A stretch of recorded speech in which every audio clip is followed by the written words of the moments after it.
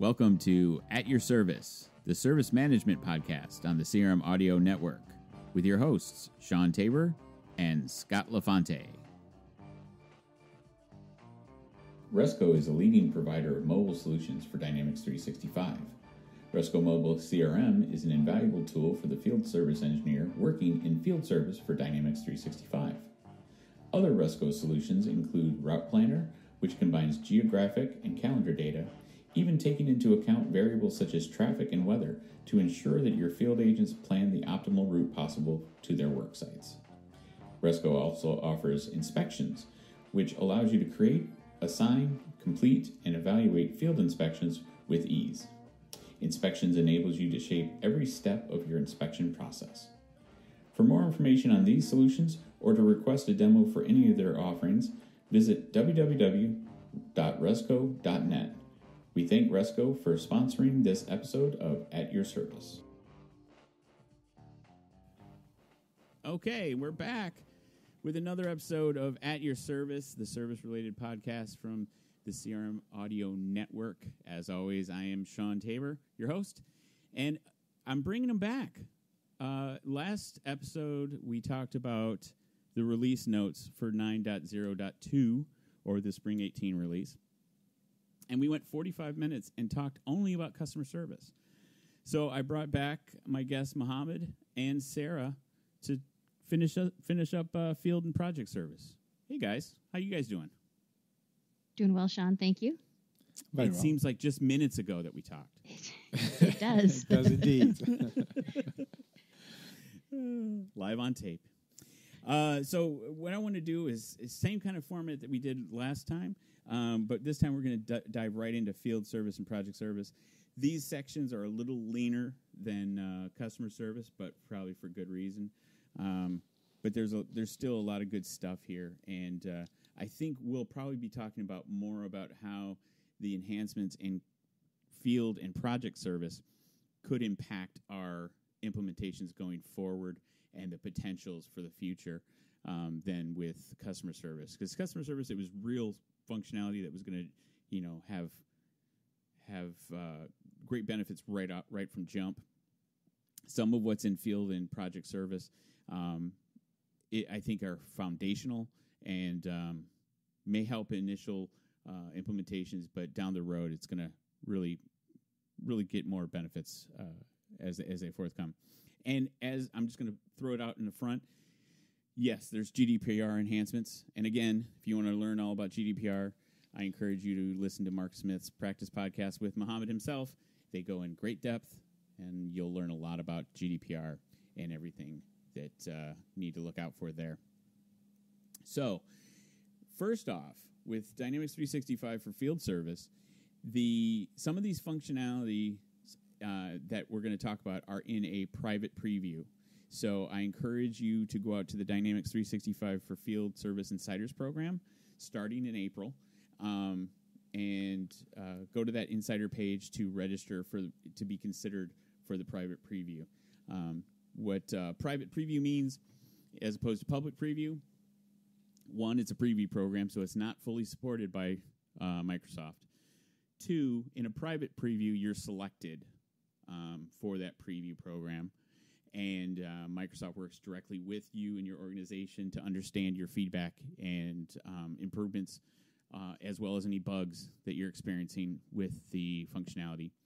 A public preview is when they cast the net a little wider to anybody can join as long as they sign up for it, and it's, again, still a preview program. The application that I would mention that's most synonymous to me for a public preview is Relationship Insights. That was in public preview for almost a year. So, did I summarize that pretty well, you guys? Or do you have anything to add to about a preview program? That sounded good to me. All righty. Okay, then let's jump right in. So, biggest thing I think for field service is it's moving to the unified client. That is a big deal. That gives us a lot of capabilities in terms of customization. but also just the way that application works and is responsive on the mobile device with Dynamics 365 for field service mobile. Not talking about the Resco mobile because that's a different solution, obviously. But having that UCI framework opens you up for custom controls and a lot more capabilities natively within the platform. Any thoughts on the UCI in terms of field service and how that could impact? Right. From my view, I think, and we mentioned in our previous episode how UCI is a real game changer for lots of our customers and our clients. I think the fact that it's moving into the field service becoming an app in UCI is great, because again we're building one app that everyone can view from any device. And they see exactly the same thing. The fact that it's responsive design, the fact that you can run exactly the same app on any device is a huge advantage. So I think it's great news. It also means that now we don't have to do the workaround which we had before to be able to put the schedule inside the app. Now, what I understand is that it's going to be part of the field service app, the scheduling. What's also good is that Microsoft is promising that all the new enhancements will be built on the UCI interface. So if anyone is not getting the hint, I think UCI is the way forward, and I think everyone should be considering to move their organization into the fantastic new UI. Absolutely. Just custom controls framework alone is such a game changer for your implementations and what you're able to do with the capability and functionality. I think it's fantastic. To your point, the field service app is going to work in tandem with customer service now to manage those field-based service teams. So in the field service app, you're now going to be able to not only handle work order management, but you'll be able to do scheduling and dispatch and routing of field technicians, repairs and returns management, inventory management, and it has the mobile app for the field technicians. So it sometimes gets confusing when you say so app so many times. But when I'm saying field service app, it's much like the customer service hub, if you will. It's a field service app that you can move, to your point, seamlessly to the Dynamics 365 mobile app. This is, again, I want to be cautious to make sure we call this out, the Resco CRM mobile app that most of the field service implementations would leverage is a separate app. This is not the app we're talking about. We're talking about the Dynamics, the Microsoft homegrown one. And so you should be seeing a lot of synergies between those two apps in terms of capabilities.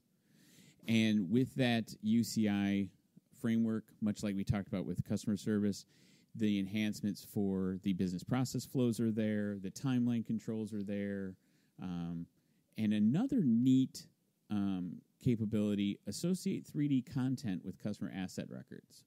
This is something that's pretty cool in my estimation. And I think it's, again, one of those foundational level items that as we move forward, I think you're going to see more and more capabilities, especially with things like HoloLens and other components leveraging IoT, to be able to really take advantage of that 3D content. I agree, and I think if you look at what we also very recently on the Business Forward event, when James Phillips came on stage and he presented, he talked about lots of things, and one of them was field service and IoT. And I think we had, was it Linda, I think, from the Microsoft product group, who presented how the 3D model work with HoloLens. So again, all of that fits in very well with bigger story of field service and IoT, and having those kind of 3D models in a HoloLens view. Yeah, now we just have to get HoloLens to where it's at a price point that every truck can have one, right? Once that happens, I think we'll be really rocking and rolling. But until then, it's definitely a good training tool. The next item we have for field service is Universal Resource Scheduling Enhancements, or URS, if you want to use the acronym. So if you're not familiar with what Universal Resource Scheduling is this is the it's almost a standalone component which integrates with field and project service that provides scheduling capabilities for customer service, field service, and project service apps. So even if you wanted to schedule cases, you have the ability to update the Universal Resource Scheduling to indicate that you want to use that case entity, or if you wanted to be able to schedule a custom activity, you can use Universal Resource Scheduling to do that. But one of the enhancements is the schedule board list view. So, for example, in the release notes, it talks about how you can use the list view to work with bookable resources on the schedule board, search for resource availability in hourly, daily, weekly, or monthly schedule board views. And there was a recent enhancement prior to the Spring 18 release that you can now sort by characteristics. You can sort by skills. You can sort by a number of different features and functions. It's nice to see additional enhancements coming to Universal Resource Scheduling because I think they have really knocked it out of the park with that capability, and further enhancements are only going to benefit us more. Absolutely. I just started to dabble a little bit into Universal Resource Scheduling when I was looking into project service, which I know we're going to get to that eventually, and just seeing some of the capabilities there. I know for like our project managers being able to search on those characteristics, I need a .NET developer. I need, I need a senior consultant. I need a senior technician. I need whatever the case may be. Being able to find those resources more. As you deal with larger organizations, you have people that don't know their workforce as well as smaller businesses, and having that capability, I think, is going to be huge. Mm-hmm. Absolutely. And I think you're going to see more and more enhancements coming down the pipe to further enable URS to manage more than just field and project service, given how you can now, like I said, you can schedule custom activities, custom objects, or other system entities for companies that aren't necessarily creating work orders or working with projects, right? So I'm excited to see what's coming in the future there. Another enhancement for resource scheduling optimization is the ability to enforce a skill level. So you can have a resource requirement that is not just skill-based, but you could, with skills, you have the ability to rate the level of that skill required.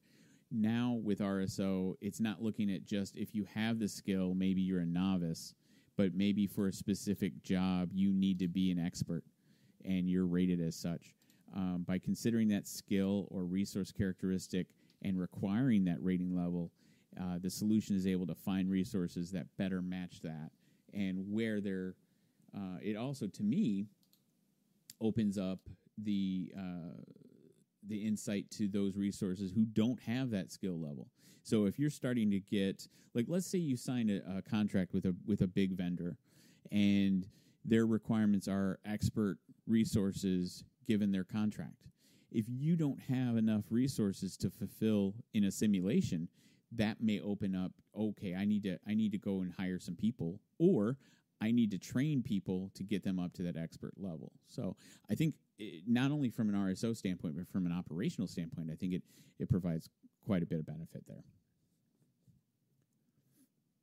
I agree. I think that's going to be huge for any organization. Like you say, we have to meet a certain level of service, and being able to see, of the resources, do we have enough? I might need someone that, like you say, is a very skilled technician or is a senior level, very proficient at something. Kind of filling in those gaps to help meet those requirements. Exactly. That wraps up our standard field service. Now let's talk a little connected field service or IoT enhancements. This is an exciting arena for me personally. I've dabbled with connected field service, and as an organization, we try to leverage the capabilities within Connected Field Service and even enhance it where I work. But some of these enhancements, I can't designate in my head how cool these things are, but they sound cool, if that makes sense.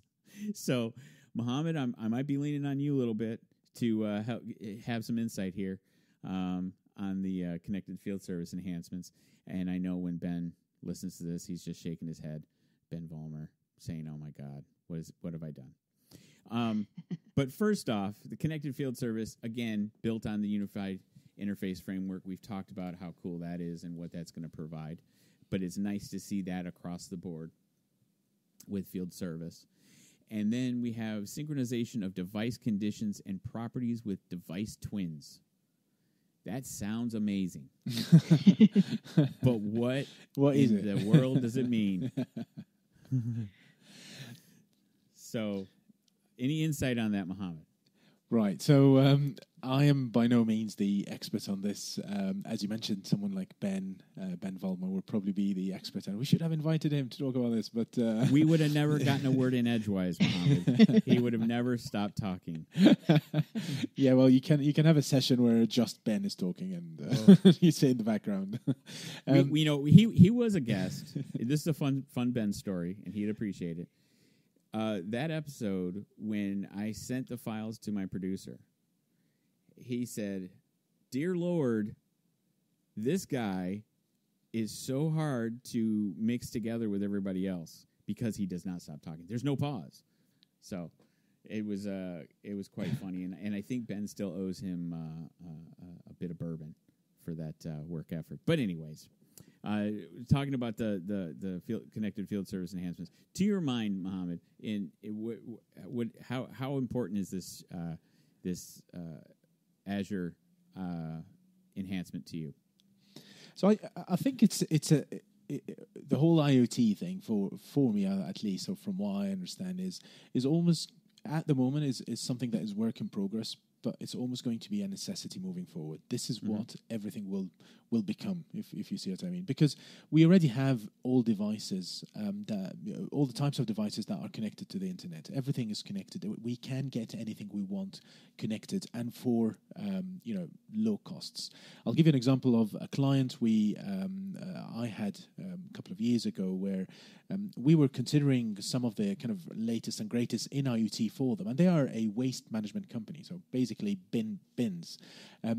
They earn revenue by every time they go and pick up a full bin and empty it and put it back. Every time they do that, they get more money. And the fact that they just have it twice a week or 3 times a week. Some customers don't want it 3 times a week because it's too much for them. Others want it just once a week, and others might want it 5 times a week. And they have to keep on trying trial and error to know when it is full, when it's not full, when to do this and when to do that. However, with a simple device, an IoT device, and we're talking about very low cost, you can actually identify when the waste bin is full. Send this back to Azure IoT Hub, and then from Azure IoT Hub into Dynamics 365, and without any person or any user interaction, you go and trigger a pickup for the next available truck. So, you almost create everything automatically. They go in, it got filled, it goes into Azure IoT Hub, goes into CRM, creates a new work order or a new pickup activity, whatever you want to call it. This goes into the queue, gets organized later in the afternoon. They go and pick it up without any human interaction, and they've made money. Okay. So just to give you the value of what IoT can do. So here, what this is talking about is an additional step moving forward. There is this capability within Azure, which is the twin capability, Azure IoT twin capability. And basically, this is to keep physical devices, such as what we talked about, waste bins, or it could be, as the example being used here, like a capacity, like a tank, a water tank, or kind of liquid tank, or whatever type of tank. Keep it monitored through IoT Hub, and then you can see it on a dashboard. You can see it live on a dashboard. Oh, it's getting filled, it's half filled, it's 3/4 filled, until it gets to the point where it's completely filled, or there is an issue, or whatever the situation happens. Then the alert also gets triggered automatically, and then you can act upon it. So it's really moving forward from just the alert. It's actually to see everything happening in front of you on a dashboard. That's my understanding, but you can always refer to Ben for more details. So basically, the concept of a device twin enables you to retain a lot more information within Azure than having to constantly be pinging the device. Exactly, and it's almost like a live data about the device. Right. And as I said, there are great advantages of doing this. There's actually benefits, financial benefits for organizations to use things like that. Sure. Well, that makes a lot more sense than it did going in. I appreciate that, and I'm sure that we have folks out there that are screaming at the podcast saying, "Tabor, yeah, you idiot! Of course you're supposed to know what a device twin is. Now I know. I will never make that mistake again." So, or they might be screaming, "What the hell is Mohamed talking about?" Well, I thank you because now I know what a device twin is. So it was for my benefit, Sean, not yours. So thank you. All right. Well, we'll tell Ben Vollmer that. I always knew what device twins were, but I knew you were shy, Sarah, thank you. So yes, I wanted just to take it on the chin so you could learn a little bit about device twins. Yeah, like you said in the last episode, I was that doe-eyed, Power BI noob. So I'm a device twin noob. Thank you. So, I mean, I hope that doe-eye, I hope that sticks because that's fun. That's fun. So continuing on with connected field service, the next one is synchronization of device tags with device twins. So I guess this is basically grouping devices with their device twins. That's essentially that ability. Tags for device twins are created in connected field service and then converted into JSON, which is understood by a device. So now that we know what a device twin is, that makes a lot more sense to me. Configuration of device properties and commands through device categories. I could see how that would be beneficial rather than doing things manually. You have device categories that can help in that configuration. So field service managers or technicians can use those predefined commands to control a piece of equipment, such as when to restart or when to shut down. You can define these device properties individually or in bulk with the Spring 18 release. So the example given is field service managers can add measurements such as temperature or vibration, which are common to devices in a category, then update properties, configure thresholds, and or send commands. So that looks very, very nice enhancement for connected field service. That's about all that's in the release notes for Spring 18 for field service. Any last comments or concerns about the enhancements for field service before we move on to project service automation? No, I think it's an area that we all should be keeping a close eye on. I think in a couple of years' time, we'll all be talking about IoT and using IoT in our projects. So I guess it's for all of us to make sure that we're up to date and always following this area. Agreed. And I think you're going to see they've been rolling monthly releases with URS and with field service. So I would imagine in the months after April, you're going to see more functionality being released by the product team. So I would keep an eye out there as well. And of course, tune into At Your Service for all of the information on the monthly releases. That I think that just goes without saying. Absolutely. Where else? There you go. Indeed. So project service automation. This one's near and dear to my heart because I'm actually implementing it right now. And it's been fun, and I'm not being sarcastic. It's an interesting tool, has a lot of capabilities. Spring 18 release gives you multi-dimensional pricing capabilities, accessibility enhancements, and the unified interface framework. So project service is, again, it's available for private preview to select members of the Dynamics 365 for Project Service Insiders program starting in April. And if you want to be considered for your organization, go to the Dynamics 365 Insider page to register. And we will, again, have those links in the show notes. So In the project service automation app, again, UCI, Common Control Framework. We've talked enough about those, but that's great. Custom pricing dimensions for resource pricing. So this actually came up during the MVP summit when we had Jeff Comstock talk to us about what was coming, and this is an interesting enhancement. I could see how it could benefit customers, but this is really providing the ability to support the discrete application of pricing sets to cost and bill rates. So as you're integrating with an ERP and sending those costs and bill rates, having dimension values set as the default and propagated across costing and pricing processes within your ERP, whether it's project actuals or time entry, doesn't matter. But customer-specific configuration and modification is done through the standard infrastructure, which has not always been possible. I think that's a big deal because that enables price markups and markdowns. That gives you the ability to have dimension priority and dimension context. So you can assign a priority by cost, by purchase, by sales, or other context. And then the pricing API runs recursively to match that input dimensions to price setup in order of the dimension priority. So if there's no match, it's going to say 0. So again, I don't know if it'll apply to all customers, but there are certain customers, especially in manufacturing, where you'd want to be able to have these kind of pricing dimensions for resource pricing.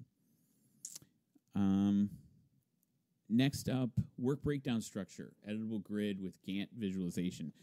Just the editable grid being in project service automation is huge because in the initial release, we did not have that capability to really modify the forms very much at all. Now that it's on the unified client and leverages custom control framework, we have a lot of enhancement capability, a lot of configuration customization capabilities within the forms to make it much more specific to the customer that's implementing project service automation, which is fantastic. This Gantt visualization really gives you the visualization that most project managers are expecting in their resources and their tasks, and just looking at a work breakdown structure. And it removes a restriction that requires upfront booking of named resources to the project before assigning them to tasks, which is that is a big deal. If you have a very complex project with 50 to 100 different tasks, the requirement of upfront booking is a pain in the butt. I mean, just to say it plain, it's a pain in the butt. So project managers can now have relief from that requirement. Have either of you implemented project service automation for your customers yet? I haven't as of yet. Like I said, there was something that we were just kind of dabbling in and looking at. I think this is where an area I was always like, okay, do I actually need to put a person on this? Or, in the release notes, you see the example of just having like a generic resource. We don't quite know who's filling that spot yet. But I've got an idea of the resource, so I might put them onto the project. And I think that's where I got a little bit confused with, with the work breakdown structures. Am I actually committing them to this, or am I looking at, this is what their schedule would potentially look like if we put them on this project, if they're, put on 100%, if they're just doing partial work. I think this will be helpful in that respect. Right, exactly. And Mohamed, have you used it? So I haven't implemented a full kind of project on project services. I was kind of working closely with the team when they were, the product team when they were building it, and I had good insights into it, but I didn't really get into this point where I can implement it as a project. And I guess the reason for that, and maybe it's it's a question for all of us, is there is an equivalent module in Dynamics FNO, which brings in a lot more around the financials of running projects and how to run projects. And I think it's always going to be which one would you go for? If you already have a Dynamics 365 customer engagement and finance and operations implementation as a fairly large enterprise program, would you continue to use the project services in customer engagement, or would you use the one in FNO? At the moment, most of the time, the decision has been to go with FNO project services. But you might argue that there is a good reason to actually look at implementing both of them. So you do the lightweight project services app in customer engagement, and you push the data across to FNO, where finance and operations, or AX as what used to be called, and there you can run all the kind of the heavy financial and accounting calculations behind the scenes. Right. Well, and to that point, in the spring release, there's actually a template. We're going into F&O stuff, but just for a second, so anybody that's hardcore service pillar, don't drop. We're still in our zone, but this is supporting technology. There's a template for the integration to F&O for projects, speaking to exactly what you're talking about. So it gives you the ability, if you wanted to, let's say, you wanted the project in F&O to be for the financials and the PSA project to be for the actual execution of the project. You could have that kind of scenario and enable it and synchronize that data, allowing you to create a project in PSA and push it to F&O, which is fantastic in my opinion, because the tools that you have with PSA to make it, if you have a project file, you could push that to PSA, assign your resources, and then with that integration template, push it to F&O. You're good and you're golden. Yeah. So I think that's pretty cool. And the templates, what they're talking about with the initial template, you'll be able to maintain project contracts in PSA and synchronize them directly to finance and operations. Create projects in PSA and synchronize them directly from PSA to finance and operations. Maintain project contract lines in PSA and synchronize them. Maintain project contract line milestones in PSA and synchronize them. And then in future releases, you'll get actuals, estimates, forecasts, tasks, expense categories, expense reports, work breakdown structure, billing, and purchase orders. So it's a good start. It's not complete by any means, but I like the fact, much like what they're doing with the integration to field service, with invoicing, I think is fantastic. Being able to send an agreement invoice to F&O as a free text invoice is a big deal. So it's neat to see. I think this speaks to the real platform play that you're getting now with Dynamics 365.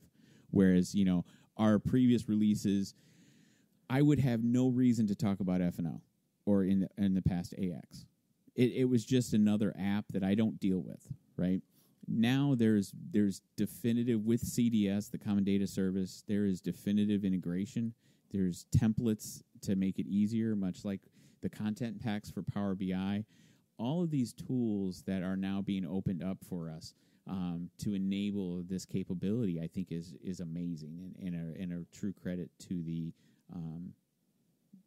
development team.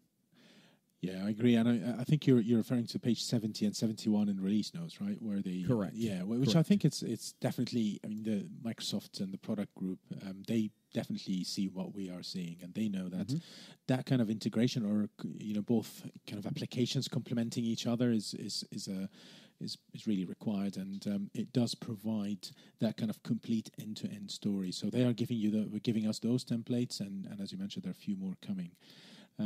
So I think that's great, and I think it's good to have this also in the release notes so that we can go and compare our requirements against these and see if that fits our model or not, and for our clients, and accordingly we go ahead with one or the other or both of them together. Mm-hmm. Absolutely, I'm facing some of this kind of functionality in the implementation I'm working on now.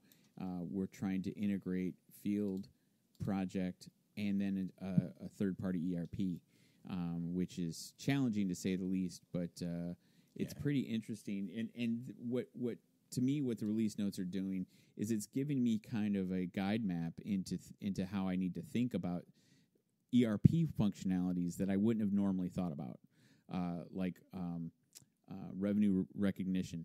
I would have never in a million years thought about that, right?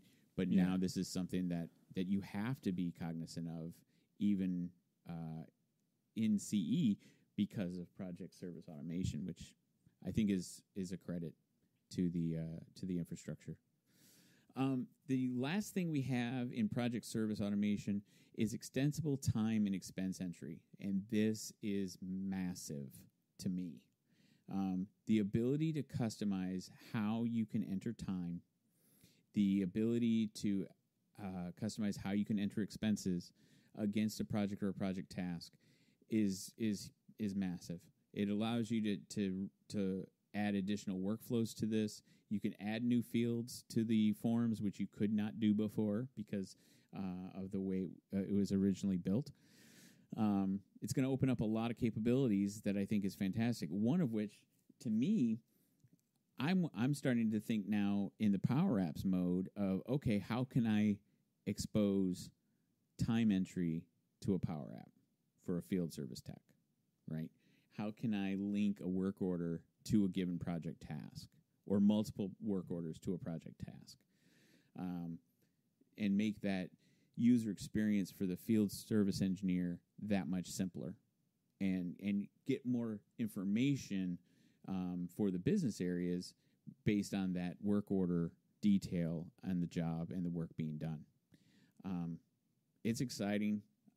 I'll be working on that in the next few weeks, so keep posted for the pod for future episodes on my progress, to be sure.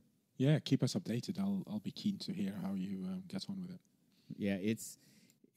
I was very excited to see this, and it was funny back when this was, at the MVP Summit when we talked about this, and of course it was NDA.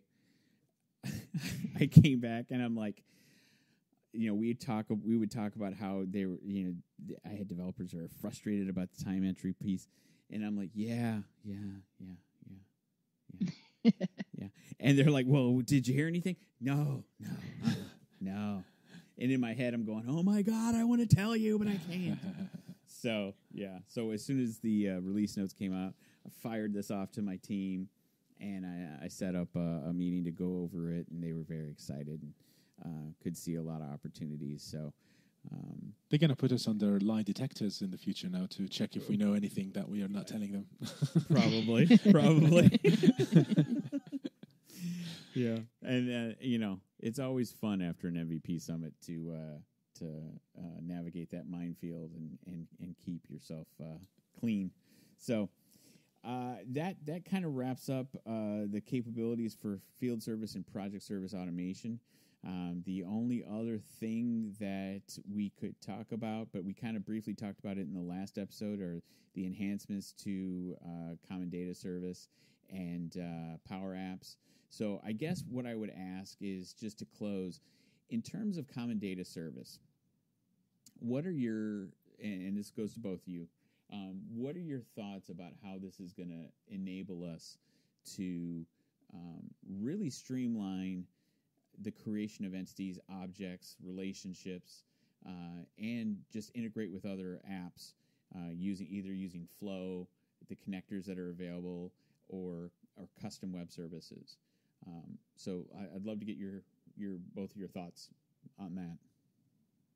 Well, I think we're entering a very exciting time with this. I know we work with a lot of different ERP. Well, we worked with the ERP systems, which is known as Great Plains or GP, and obviously we're exploring finance and operations. I keep talking about field service in this session, and just exploring all these different ERP systems that are out there, and Business Central, and looking at.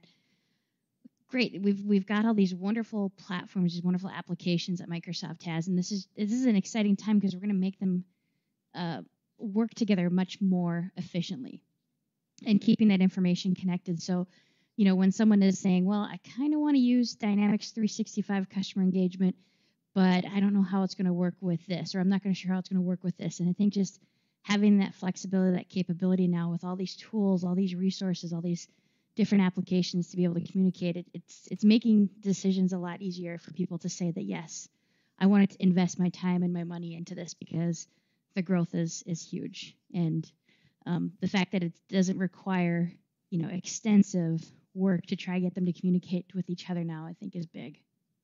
Mm-hmm. And the enablement of the, I don't want to call it the citizen developer necessarily, but the enablement of the business analyst and the ability to take it farther than you could before. I'm not saying we don't need developers anymore, because we certainly do. Absolutely do. But the progression and the additional things that you can do with possibly a lower cost resource than, say, a developer in most projects, I think allows us to really keep them focused on the big ticket items, the things that really need complex solutions or forethought. Exactly. Enabling for growth faster and being able to achieve higher goals that way. Absolutely.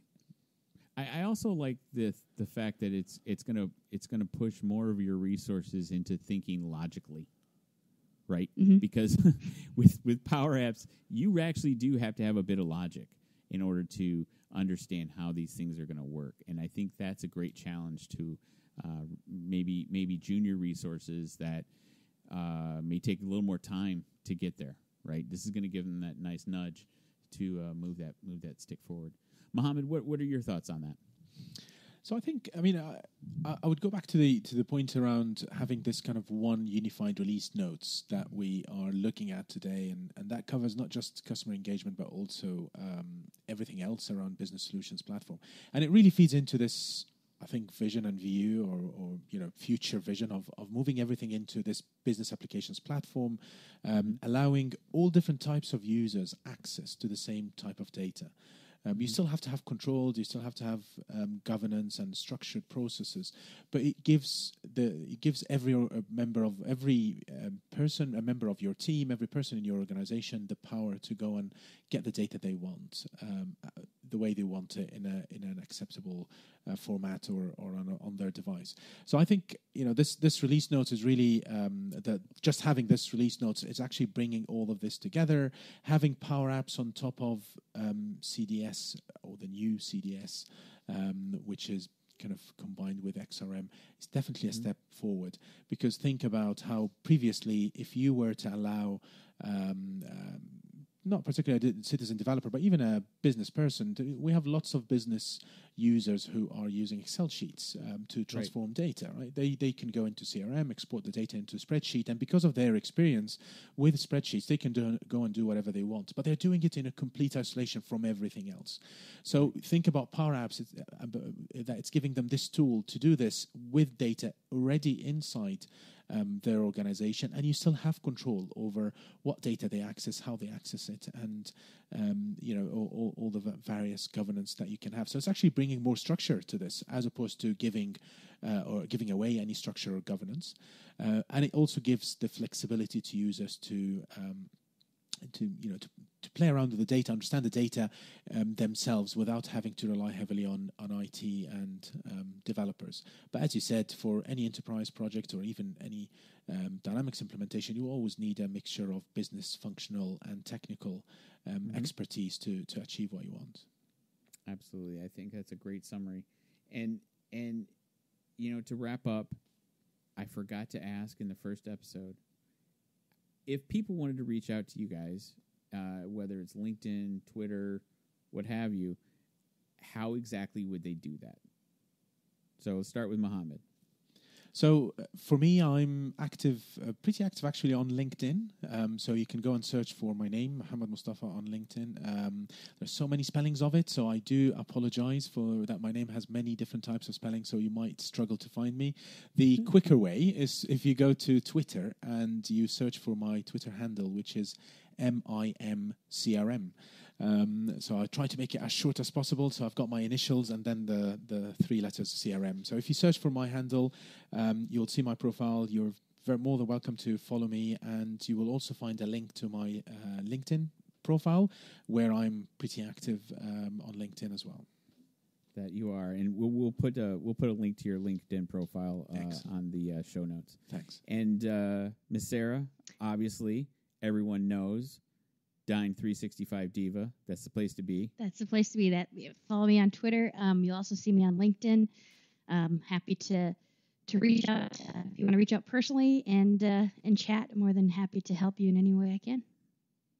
And I have a really great idea for some at your service swag, and there might be some hashtag Diva time in there. I got to talk to you about it first before I please commit, but please do.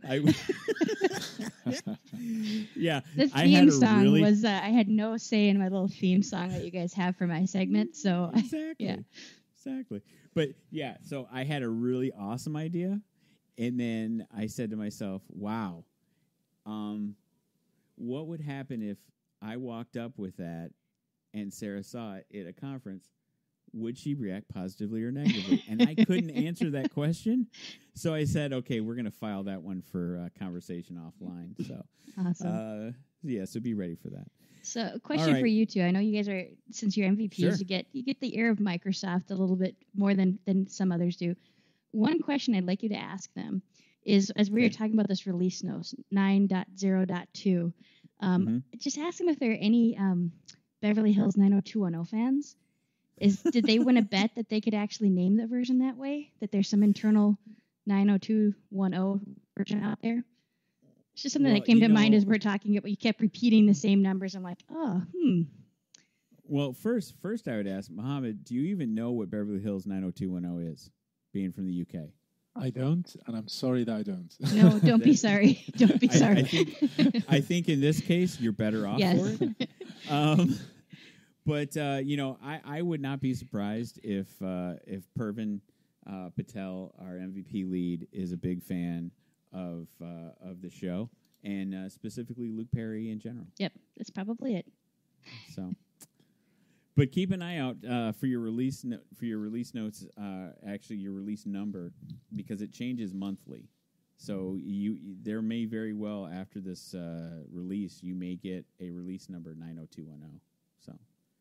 I have to say, I'm a lot happier with numbers than having the very long naming conventions. Microsoft Dynamics 365 for enterprise operations, and exactly. It's just no. that number is a lot better. I'm happy to say 9 dot whatever, as opposed to a long name. I mean, there in the past there were blogs that subsisted just specifically on here's the release number and what it means. So yes, I agree with you completely. So, well, that wraps up the release notes for At Your Service, and I thank my guests, Mohamed, Mostafa, and Sarah Jelinek, the Dynamics 365 Diva. I'm very happy to have you both back on the podcast. Always good talking to you guys. And Mohamed, we're going to have you on more. Perfect. You're good. You're good people. Absolutely. I like having you on. Sean. So, and we are in the midst of MVP season, so hopefully in a few months we'll be hearing Sarah's name as a Microsoft MVP, which I'm campaigning diligently for. Well, thank you. Let's hope we hear that. But on behalf of my guests, Mohamed, Mostafa, and Sarah Jelinek, I am Sean Tabor, and as always, we are at your service. Thanks. We have a new segment on the At Your Service podcast, the Resco Minute. This is where the fine folks from Resco provide us with tips, tricks, and sneak peeks into the new functionality within Resco Mobile CRM. If you're familiar with field service, or as I should actually say, Dynamics 365 for field service, then you're familiar with the Resco Mobile CRM client and the Woodford solution. So I guess what I'll do is I'll turn it over to Agnes Valkova. She's Director of Marketing for Resco, and they're going to talk a little bit about the latest spring release and brush up on some of the latest of their nifty capabilities.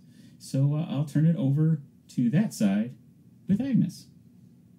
Hello and welcome to this week's podcast. My name is Agnes. I'm the Marketing Director here at Resco, and today I'd like to go over a bit about who Resco is, what we have to offer, and a specific topic that I'll actually be going a little bit more in depth with. Resco is, as some of you may know, one of the global leaders in developing cross-platform mobile solutions. And we actually enable our clients a way to design a mobile solution perfectly respecting and reflecting and further enhancing their business processes, all of which are supporting 100% in offline mode. So first-class security and, of course, our easy-to-use aspect as well. On top of our platform, Resco Cloud, we have built ready-to-use products for various different sectors. So our product suite is quite large, but each one is specific in its niche. So we have a product available for mobile sales teams, field service, inspections teams, a route planner itself, and of course the topic that I'll be going a little bit more in depth today, City Smart Services is also a new and trending product that we have as well that we've just recently launched.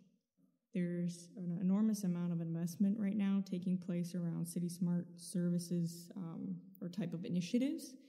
And for example, in 2017 alone, 117 billion euros was invested into City Smart Services type of initiatives in the EU alone. So when it comes to, filling out any grants or applications, these are investments that the EU is definitely supporting right now, among many other countries as well. And I'll share some examples as to what's currently taking place, and then basically just give you a little bit of a run-through as to what we have to offer and where you can possibly even gain a bit more information in terms of business models and so forth.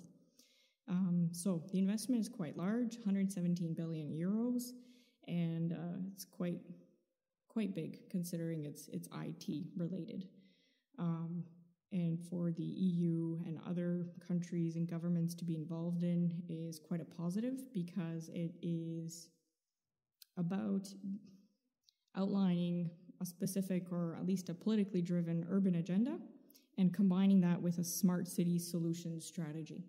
So basically, for example, what Singapore did. Singapore had a quite interesting example. They have a few varieties of it, but they created a mobile app that offers complete transparency. So that was maybe their politically driven urban agenda, so that people have ease of access and, of course, complete transparency in terms of acquiring the information and data about certain economical initiatives happening right now in Singapore. Healthcare, social care, all this information is available at everyone's fingertips through a mobile app. Another initiative that they've used sort of a City Smart project in is the involvement in terms of construction and the statistics around that. So space is limited these days, and of course the landscape that we have is getting smaller, so it's about creating more efficient buildings. However, with creating efficient buildings, whether it's an eco-friendly perspective, there's also a perspective in terms of the inhabitants. So if a building is going to be built and it's going to hold anywhere from a couple of thousand to, if not more, people, there are adverse effects that happen, such as traffic. So we all understand this in our morning traffic jams or even our evening traffic jams when we leave from work. So they're able to provide some sort of statistical analysis about what are the implications